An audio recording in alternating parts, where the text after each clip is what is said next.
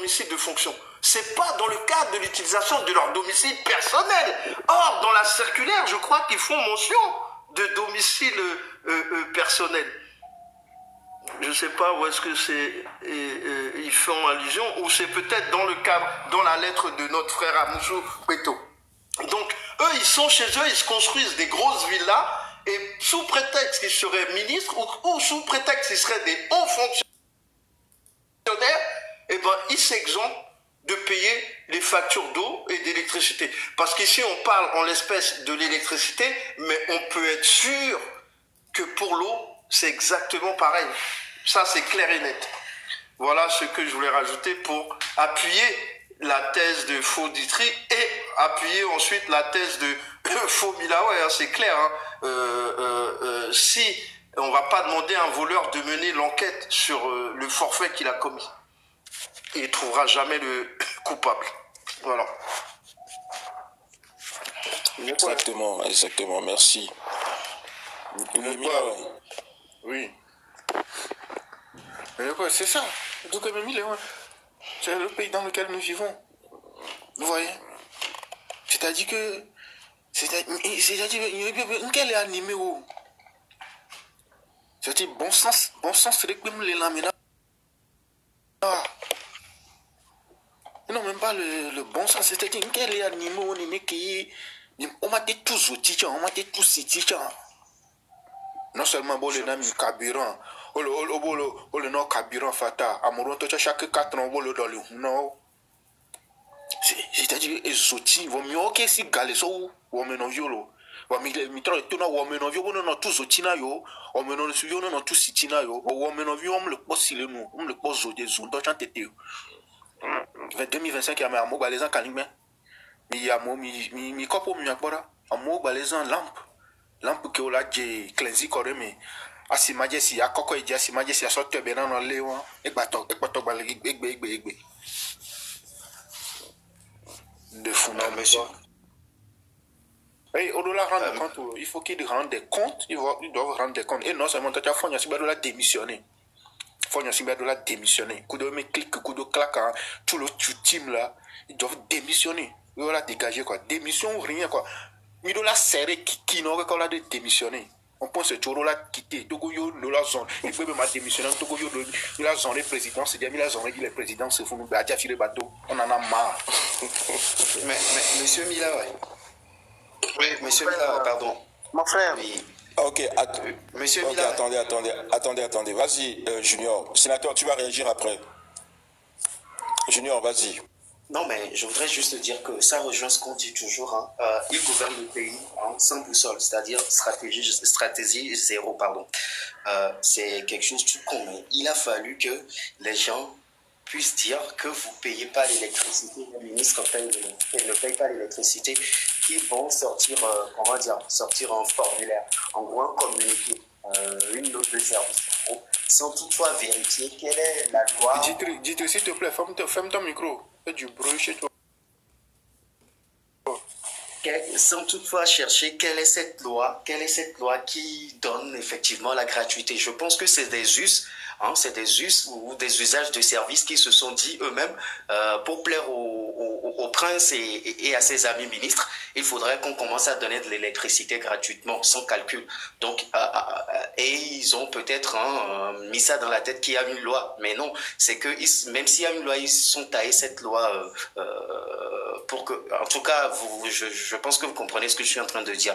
Mais c'est aberrant que nous soyons dans un pays où le pays qui commence à être vraiment endetté et que les gens ne peuvent même pas vivre avec une résilience. C'est tout con, mais c'est ce qui se fait un peu partout dans les pays. Quand arrivé un moment, la charge de l'État augmente, les dépenses augmentent, à un moment donné, il faudrait que quelqu'un fasse des audits, il faudrait qu'un stratège regarde un peu les choses, qu'est-ce qui ne va pas, quelles sont les grands postes comment dire, voilà. Oui. Là, d'où vient l'hémorragie? Voilà. Là, aujourd'hui, ils auraient dû faire cet exercice et dire que à partir d'aujourd'hui, nous coupons l'électricité et l'eau déjà au ministre. Et puis, Et après dire que voilà, nous on fait ça et vous voyez qu'on est en train d'augmenter le prix, mais de notre côté aussi ou de notre part, il y a une résilience. En fait, nous les gouvernants, les premières personnes à donner l'exemple, c'est nous. Et sinon, il a fallu qu'on crie et que tout le peuple commence à savoir que ils ont augmenté les frais de l'électricité parce qu'ils ne veulent même pas communiquer là-dessus. Il a fallu que toute la semaine, les panélistes et les activistes et plein de gens font des boucans pour qu'ils puissent comprendre qu'effectivement, il y a des actions à faire. Donc, c'est ce que je dis. Encore une fois, le pays est gouverné à vue, sans boussole. Il n'y a rien en gros. C'est dommage que nous soyons dans ce pays. Et moi, ce que je sais en plus pour terminer, c'est que ces messieurs n'ont jamais su ce que c'est que chercher de l'eau et trouver. Moi, je me rappelle encore en 2005, même je parle de l'eau, mais les gens dans les quartiers à Darba, mais Pota, ils n'avaient même pas de l'eau à boire. Hein? C'est difficilement l'eau coule des robinets. C'est difficilement. Donc, en tout cas, comme l'a dit Milaway, ils peuvent sortir beaucoup de choses, ils peuvent sortir des communiqués. Nous sommes derrière eux maintenant jusqu'à la démission finale du prince premier et de ses amis. Merci beaucoup. Oui, merci beaucoup, merci beaucoup. Moi, je pense que l'audit là est important et cette lettre, c'est juste une diversion, quoi. Je commence à me dire de plus en plus que c'est vraiment une diversion, comme l'a dit le sénateur tout à l'heure, que vraiment ça n'a aucun poids juridique. Donc il faudrait déjà, la loi qui accorde les privilèges n'est pas visée dans la circulaire, comme l'a dit Messon. Normalement, quand on prend une circulaire qui restreint les lois des administrés, normalement, on doit motiver cette décision-là. Et cette décision n'est pas motivée apparemment. On n'a aucun motif, aucun fondement juridique. On n'a même aucun motif de fait. C'est-à-dire qu'on ne nous explique même pas parce qu'il y a eu des abus ou quoi que ce soit. Il n'y a aucun... Bref, il n'y a aucun motif pour moi de cette circulaire-là. Donc, elle n'a aucun poids juridique. Donc, comme je le disais tout à l'heure, si un ministre qui est au courant des subtilités juridiques, il peut s'opposer à l'application de cette circulaire-là. Donc, il est important que nous continuions de marteler ce que nous faisons ici, de marteler ce que nous disons pour que vraiment ils prennent de vraies décisions qui changent et qui aient de vrais impacts sur la vie des Togolais. Parce que si on supprime ces privilèges-là à ces ministres, ça va faire énormément d'économies. Ces économies vont pouvoir financer, je ne sais pas moi, des hôpitaux, des aides sociales, par exemple, les allocations familiales, les bourses, les rémunérations des stagiaires. Donc, il est important, nous exigeons que le Parlement vote rapidement une loi pour mettre fin à ces privilèges-là. Voilà, au nom du parallélisme des formes. Ok, sénateur, tu voulais rebondir. Vas-y, je te laisse la parole. Merci beaucoup, mon frère combattant d'Itri. Moi, ce qui me fait mal dans toutes ces choses, c'est que le RPT UNIR nous a toujours menti qu'il est majoritaire à l'Assemblée nationale depuis des temps de décennies, mais ils n'ont pas pensé à ça. Parce que ça va dans leur avantage de pouvoir gaspiller l'argent des contribuables togolais comme ça. Et ils se gonflent chaque jour que c'est bien ce qu'ils sont en train de faire. De la même façon, si je parle des députés de UNIR, je vais parler aussi de ses entourages, comme leurs femmes, leurs copines, les femmes de leur PCM soi-disant, et tout le confort qu'ils ont autour d'eux jouissent également de ces privilèges que j'aurais appris. Donc aujourd'hui, nous sommes dans l'impact de comprendre que ce système qui nous a tous mis dedans, on doit porter plainte contre eux tous. On doit porter plainte, que la population, que le peuple togolais porte plainte pour cette gouvernance qui nous a mis à bout durant des décennies. Et que j'aurais demandé même que la juridiction, que la justice fasse son travail, bien même que c'est eux-mêmes qui sont à la justice, qu'au moins qu'ils lèvent le doigt pour faire quelque chose pour le peuple togolais.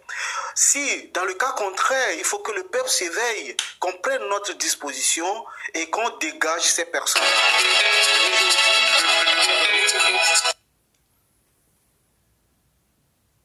Ah, je pense qu'il a reçu un appel. C'est bon? Oui, c'est bon. Ok. Aujourd'hui, j'aurais compris que ils sont toujours ils ont toujours dans leur tête qu'ils sont toujours dans ce système. Alors qu'ils ne savent pas que la population, le Togo, n'est plus le Togo d'avant. Ils comprennent toujours qu'ils peuvent refaire la même chose sans que le Togolais ne puisse pas intervenir. C'est pourquoi d'ailleurs ils sont encore montés au créneau pour nous mentir, pour nous faire sortir ce communiqué. Le sénateur va régler ton histoire d'appel, ensuite tu reviens. Hein. C'est mieux comme ça, rappelle la personne, ensuite tu reviens. Merci beaucoup. Je vais reprendre la parole après. Si vous voulez. Oui, c'est mieux comme ça. Ok, on va faire passer un peu la parole. Et juste avant ça, je veux juste vous donner 2-3 informations. Dans l'ordre juridique... Oh, il est descendu. Ok, bon. On va faire monter Raz. Raz Taylor fait des demandes en bas. Modo, s'il te plaît, tu peux le faire monter. Merci. Je veux juste préciser quelque chose. D'après mes recherches, une circulaire ministérielle dans l'ordre juridique togolais n'a pas force de loi.